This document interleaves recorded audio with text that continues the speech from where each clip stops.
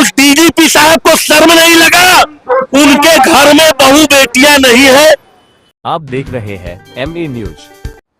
नमस्कार, मैं नीरज, आप देख रहे हैं एमए न्यूज। दरअसल मेरी मौजूदगी पटना के गर्दनी बाग में और यहाँ नीट छात्रा चर्चित मामला को लेकर काफी संख्या में धरना प्रदर्शन लोग कर रहे हैं और यहाँ भूमिहार ब्राह्मण एकता मंच के सदस्य पुष्कर नारायण सिंह हैं। उनका बयान लगातार सोशल मीडिया पर काफी आते रहता है और इनसे हम कुछ बात करते हैं कि नीट छात्रा मामला में आखिर न्याय में इतनी देरी क्यों? देखिए, इंसाफ तो अब इनके माध्यम से हम लोग को नहीं लगता है कि मिलेगा। बिहार सरकार की बिहार पुलिस, एसआईटी, सीबीआई, ये तीनों जांच एजेंसियां फेल हो चुकी हैं।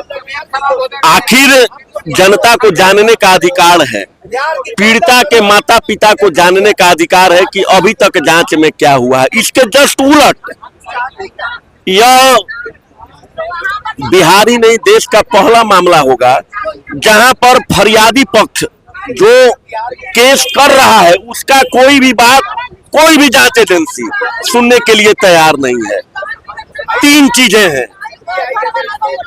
नीट की मामला वाली लड़की शंभू गर्ल्स हॉस्टल में रहती थी, पहला एक्यूज्ड वो लोग हो गए। दूसरा एक्यूज्ड प्रभात हॉस्पिटल जिसमें सतीश कुमार जो डॉक्टर है, ये दूसरे एक्यूज्ड हो गए। और तीसरा एक्यूज्ड बिहार पुलिस और जितने भी जांच एजेंसी है, तीनों मिलकर के ये पूरे मामले का जो जांच है उसके दिशा को ही बदल करके रख दिए। और ये तीनों लोगों को बाहर से फीडिंग करने वाला कौन है? तो आपके जहन में एक ही आएगा कि ये तीनों हाई लेवल के मैनेज करने वाले। आप समझ लीजिए गंभीरता से कि लड़की हॉस्पिटल में मरती है और चंद घंटों में बिहार के एसएसपी साहब का बयान आता है, बजाते प्रेस कॉन्फ्रेंस, आप भी उस प्रेस कॉन्फ्रेंस में होंगे, कि नींद की गोली के ओवरडोज लेने के कारण लड़की आत्महत्या कर ली है, मतलब खुद खा करके कर ली है, कि इसके साथ कोई भी सेक्सुअल असॉल्ट नहीं हुआ है। उसके बाद 5 डॉक्टर के टीम के द्वारा पीएमसीएच में जांच हुआ जिसमें प्रमाणित हुआ कि सेक्सुअल हरासमेंट हुआ है और सामूहिक बलात्कार से नकारा नहीं जा सकता है। तो यहाँ के लोग लगे तब जाकर के मामला का उद्भेदन हुआ कि कौन से लोगों को बचाने के लिए सत्ता में बैठे लोग पूरे मामले की फील्डिंग कर रही है। आप थाना पर भारी लेवल की बात नहीं थी, बात एसएसपी लेवल की थी। उससे भी बड़ा बात क्या होता है कि पीड़ित पक्ष के माता पिता को बिहार के माननीय डीजीपी साहब अपने आवास पर बुलाते हैं और कहते हैं कि स्वीकार कर लीजिए, सीबीआई के जांच देने से पहले कि स्वीकार कर लीजिए कि आपकी बेटी ने आत्महत्या किया है। एक मां आखिर कैसे स्वीकार कर सकता है? क्या उस डीजीपी साहब को शर्म नहीं लगा? उनके घर में बहू बेटियां नहीं है?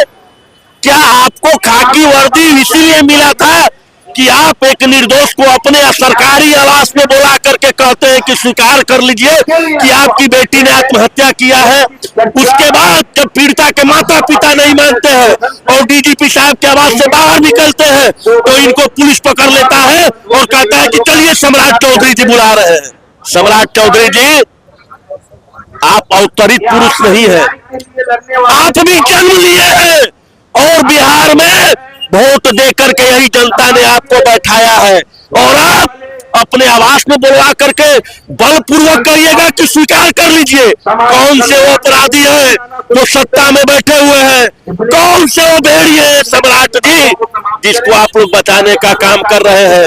और आप कहते हैं कि पाताल से मैं अपराधी को खोज लूंगा। अपराधी पाताल में नहीं है मेरे भाई, अपराधी यही पटना में है। आप 3 लोगों को जांच कर लीजिए। रोशनी कुमारी तत्कालिक थानाध्यक्ष, उसका कॉल डिटेल जांच करिए। आप डॉक्टर सतीश का कॉल डिटेल जांच करिए और मनीष रंजन का कॉल डिटेल जांच करिए।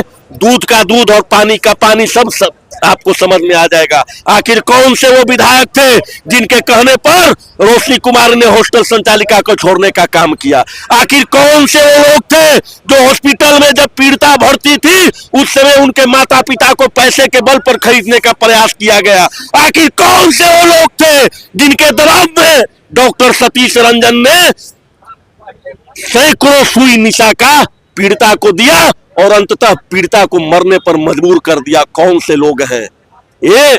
सत्ता में बैठे सुशासन के नाम पर जंगल राज से भी बदतर स्थिति इन्होंने लान करके खड़ा कर दिया है।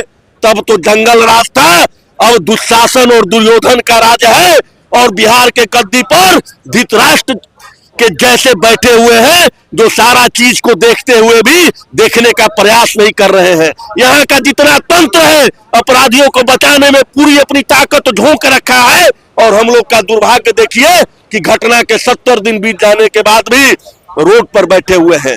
एक माँ का दर्द भी इस बिहार के लोग समझने का प्रयास नहीं कर रहे हैं। सोचिए एक मध्यम से मध्यम वर्गीय परिवार भी लोग नहीं है, कितने हिम्मत कर करके कितना एक एक रुपया जुटा करके अपनी बेटी को पढ़ने के लिए पटना में बैठाए होंगे और उस बेटी के साथ इस प्रकार से कुकृत्य किया गया और सरकार मौन बन करके सारा प्रशासन लग करके जो मूल अपराधी है उसको बचाने का प्रयास कर रहा है। तो यह बिहार के लिए काला अध्याय से कम नहीं है मेरे भाई, इससे ज्यादा काला अध्याय कुछ नहीं हो सकता है और नीतीश कुमार के इस कार्यकाल को काले अक्षरों में लिखा जाएगा बात तो कम नहीं है। और ये जंगल राज नहीं दुशासन और दुर्योधन राज बिहार में चल रहा है। मामला कोर्ट में है, कोर्ट से उम्मीद है। अरे कोर्ट में क्या मामला है? कोर्ट में सीबीआई कहता है कि मनीष रंजन को बेल दे दिया जाए। आखिर किसके दबाव में कहता है? कौन सीबीआई का आका है? वही केंद्र में बैठे लोग आका है जिनके बिहार में सरकार है, उन्हीं के दबाव में। आखिर परमेश्वर मुखिया हत्याकांड का क्या हुआ? सीबीआई 10 साल से ऊपर जांच कर रहा है, सीबीआई सेंटर होम मामले का जांच कर रहा है, क्या हुआ? मैं तो एक ही चीज कहता हूं कि जिस जांच की आंच सत्ता के गलियारों या रसूखदार परिवार के चौखट तक पहुंचता है वो जांच दम तोड़ देता है और यही मामला है। यह जांच में पूरा नेक्सस है और उन नेक्सस सत्ता में भी लोग बैठे हुए हैं, वो भी लोग हैं, वो जान रहे हैं कि जांच का पूरा अगर पर्दा खुलता है और जो मूलभूत प्राइमरी स्टेज में अपराधी है उनको पकड़ा जाता है और उन पर ठग डिग्री अगर इस्तेमाल किया जाता है तो सारे, चाहे वो ब्यूरोक्रेट है, चाहे पॉलिटिशियन है, चाहे बिजनेसमैन है, सारे लोग पकड़े जाएंगे। इसीलिए मामले का लिपापोती किया जा रहा है।